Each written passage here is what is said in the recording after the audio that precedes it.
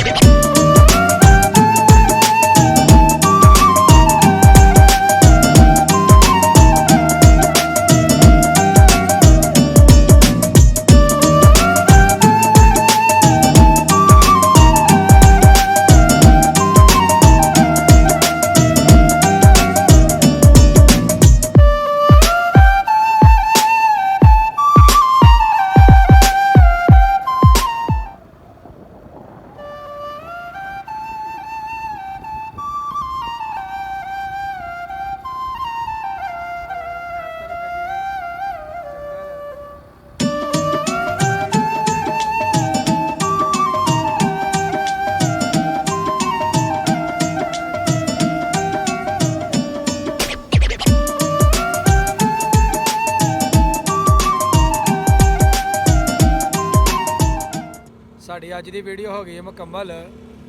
अगर मेरी वीडियो लगी अच्छी तो मेरी वीडियो ने एक लाइक कर देना, और जो दोस्त मेरे चैनल पर नए ने वो जल्दी जल्दी मेरे चैनल को सबसक्राइब कर दो ताकि आने वाली वीडियो का नोटिफिकेशन तुम्हें बर वक्त मिलता रहे। मैनू दवो इजाज़त, अल्लाह हाफिज़। अल्लाह हाफिज़ जी।